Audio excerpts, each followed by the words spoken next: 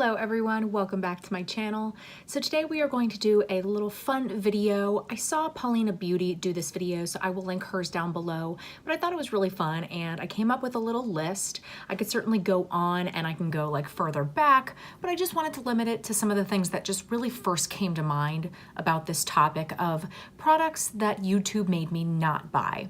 So this is where, I was thinking about buying something or something was at least intriguing to me, and then by watching some YouTube videos and hearing people talk about it, I decided it was not for me. I actually did sort of the opposite of this, so products that YouTube made me want to buy that maybe I wasn't going to beforehand. That video was a collab with Annette's Makeup Corner, who I absolutely love. If you haven't seen that one, then I can link it up above so you can check that one out as well. But here we're going to talk about products that I don't own, so I can pop up a picture of them on the screen so you can see what I'm talking about. So the first one is one that a lot of people have been talking about. A lot of people got it sent in PR, and the more I hear about it, the more I decided it was just not for me. It was one that immediately went into my wish list on Sephora, and I was planning on getting a sample of it and trying it out, and then I decided I wasn't even gonna get a sample of it. And I'm talking about the Hourglass foundation, the new Vanish foundation. I actually haven't tried any foundations from Hourglass. I've definitely been interested in the past in the, what's it called? There's another one that I'm thinking of that I was interested in, and I can't remember the name off the top of my head, but I can pop that one up on the screen as well. They now came out with their new Vanish liquid foundation, because of course they had the stick, which I also was interested in, but it's, it's a pricey foundation. Like, Hourglass is very expensive, and so I just never tried anything from them. I love their powder products. I have one of their ambient lighting powders. I have a couple blushes from them. I even have like a little mini bronzer. I love everything that I've tried, but for some reason, I just have not tried any foundations from them. And so this was going to be the first one that I was going to try. And before buying it, because it is very expensive, I was just going to get a sample of it. But then I kept hearing from people how insanely full coverage it was, and a lot of people were using too much. The instructions tell you to use half a pump, and even that is pretty intense. And I think that the issue for me is, I get that there's a certain way to use it, and so, as long as I use very little amount and I'm really careful about it, then, I'll still get pretty high coverage, which, is maybe too much for me, but, there's a way to make it work, and there are people who, have explained if you use it in that specific way and you use very little product, then it is a beautiful foundation.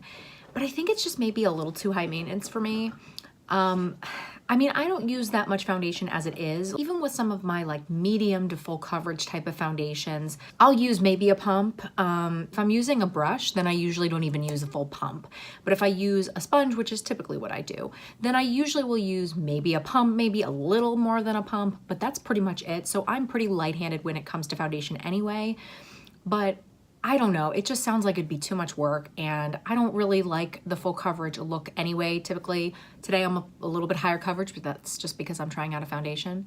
But I don't know, it just doesn't really sound like it's my thing anyway, and so it's way too much work for something that's not really my thing.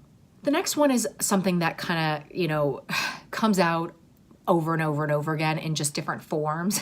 And so these are the Benefit blush palettes. They come out with these all the time. It's one of the things that is kind of like sort of weird and like a little bit annoying about Benefit, I think. I get that it's like a good value a lot of the time because you get a bunch of their different blushes and or bronzers in there, maybe some highlights in there, for a lower price than if you just like bought the individual blushes. Every so often they'll come out with new like blush shades or highlight shades or things like that, but then they come out with like new blush palettes and new like face palettes. And there was a time where I thought, well, I should totally get one of these. There had been some that had come out that had all of my favorite shades. It had, the Hoola bronzer in there, which is a great bronzer.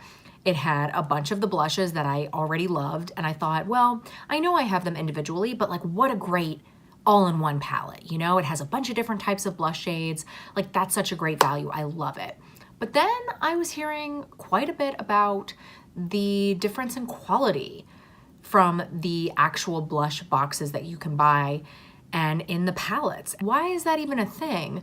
But I'm glad that I found that out, because I definitely would have been tempted to buy one of those palettes either in the past or even more recently, and I just stay away from them because I know, you know, especially because I have a lot of those shades already, they're just not the same quality. I don't know why, I don't know what the deal is there, but according to other people, it is a different quality. And so hearing people talk about it, I realized it was just not a good buy. The next one is one that came out kind of a while ago, but it's still one that came to my mind when I was thinking of products for this list, and it's the Tarte Clay Play 2.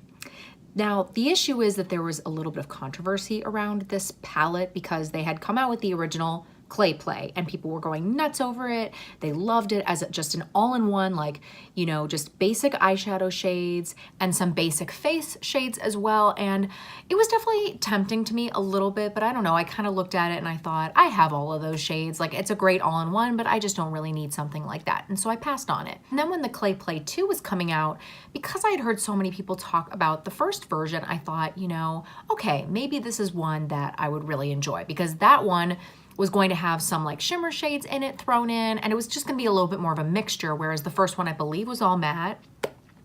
But then there was a little bit of controversy because a lot of the shades in the Clay Play 2 were the same names as the first one. Not the same shades, but the same names, and then different shades. And it was just like a weird, we didn't know what was going on with that, and I don't know, I was just kind of like, you know what? I think I'm staying away from this because I don't know what the deal is, but it just, I don't know, it just doesn't seem like something that I'm interested in, and I don't know what they're trying to do. I don't know if they were, I don't really know, but it just sounded weird to me, and so I decided to skip on it. The next one is a new formula that had come out pretty recently from a brand that I love for lipsticks, and it was MAC coming out with their new Powder Kiss lipsticks. And I love MAC lipsticks. I especially love their cream sheen formula. I really like their amplified formula, even some of the matte ones, but I think that they have something for everybody. They really just have so much to offer. And when they were coming out with this new formula, I thought, oh, well, that sounds kind of interesting. It's just like a light, you know, powdery feel on the lips. You know, it was supposed to be kind of maybe a little more matte, but also a little more sheer and comfortable on the lips. And I thought it sounded interesting. And then I remember specifically Samantha March talking about these and how she just really didn't like them. And the more I was hearing about them, the more it just sounded like they were not really something that I'd want. You know, the color payoff was kind of sheer, which is fine. I don't mind that, especially for like a balm. But that's the thing, like if I'm gonna have something that's a little more sheer, usually it's more because I want it to be like super moisturizing and more of like a tinted balm. And this is just like, I don't know. I didn't really understand what it was supposed to do for your lips. And I don't know, just the more I kept hearing about it, the more it just sounded like it wasn't really my thing. And then other brands started coming out with them, and I don't know, it just still wasn't really that interesting to me. And I thought, you know what, I'm just gonna stick to what I like. Just doesn't really sound like that's my thing. The next one is from the brand Wet n Wild, and they recently reformulated their bronzers and came out with some other shades as well. And originally I thought, oh, well, I'll definitely pick one of those up because Wet n Wild is so inexpensive and they have some great products. In fact, I'm wearing a lippy from Wet n Wild right now. And when you find a great product from them, I mean, you know, it's such a bargain because you get such a great product for such an inexpensive price. And so I was just thinking, okay, the next time I'm in, you know, CVS or Ulta or wherever, I'll just like grab one.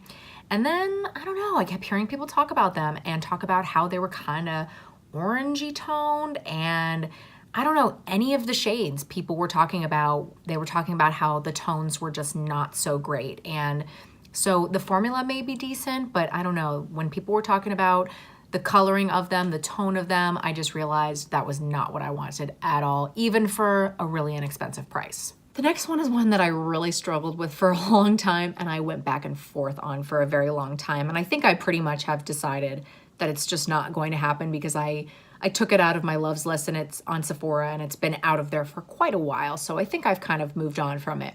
But it's the Dominique Cosmetics Lemonade palette. And if you are not new to my channel, then you know that I really love the Latte palette, and I also really love the Berries and Cream palette. I did videos on both of those palettes and I love both of them. They're both such fabulous quality, both the mattes and the shimmers. I mean, probably especially the mattes, but the shimmers are fabulous too. And so when I saw the color scheme of the Lemonade palette, I mean, I thought it looked just beautiful, and I didn't get it right when it came out, but then people started talking about it, and there was a whole issue of them sending out replacements because the formula was weird. And even now, I've heard some people say that they like it, but then some people are like, you know, it's not as good as the others. And it's more about the shimmers, I think, with the mattes. It sounds like the mattes are a great quality too, but I don't know. To me, some of the shades that like really excited me were some of the shimmers. It's not like it's a super inexpensive palette, and if the shimmers are just kind of like a little bit lackluster, then it just isn't really worth it to me. So I was kind of like sad about that one, and I definitely went back and forth on it because I just love her other palettes so much, and I kind of, you know, like that collector part in me just was kind of like, well, but I'm only missing that one, you know? But then I kind of was like, you know what? I keep hearing people talk about this palette, and I just think that there are better things out there, honestly. All right, and the last one is the Sol de Janeiro Coco Cabana cream. This was their new like body butter type of product that they came out with, and I absolutely love the Boom Boom cream. It is one that I don't always buy because it is so expensive, and as yummy as it is, it's not really worth that price. I don't really think. I would probably not ever buy it full price. I've only ever gotten it when there was like a VIB sale or like a value set or like a point perk, because it's just so expensive. Like even some of my other favorite body butters, like it's just so expensive. And so they came out with this new one, and I thought, you know what, I'm just gonna buy it because I'm gonna try it, you know? Like it was being marketed as sort of like a more coconutty scent, and it was gonna be a little bit of a different formula. And so I thought that that just sounded really intriguing, and just, you know, I mean, I love coconut scent, and so I thought, well, it's a no-brainer, right? But I did wait, and then I started hearing people talk about how it smelled like butter popcorn. And so I was like, that sounds kind of weird. Like people were talking about it not smelling very good. And I thought that sounded kind of odd. And so then I thought, okay, well, before I order it, then maybe I should go and like wait until it comes into my store, and then I can go and smell it for myself. Yeah, it smells weird. I don't know. It's been a little while since I smelled it, so I don't know if I can say like it smells like popcorn, but I can see that. And it definitely, like, it had that coconut scent, but then it almost had like a sour after smell, if that makes sense. It was weird, and I didn't put any on myself because I didn't really want to smell like that. So man, am I glad that I didn't spend the $45 on that body butter, because it was weird. I don't know what they did with that one, but when they already came out with like a spray for it, I was like, you're coming out with a spray when people are not loving the scent, and people are talking about it smelling like popcorn. Okay. All right. I guess some people want to smell like that, and that's okay. If that's what you want to smell like, that is totally okay. All right, everyone, so that is it for the products that YouTube made me not buy. Definitely let us know in the comments below products that you didn't buy because you heard people talking about it on YouTube and you decided that it was not something you wanted to buy. I am sure plenty of us have some of those things. If you like this video, please make sure and give it a big thumbs up. That really does help out my channel so much. I post videos every single Monday and Thursday, 8 p.m. Central Time. If you are not subscribed, please hit the subscribe button. I would love for you to stick around, and I really hope to see you next time. Bye.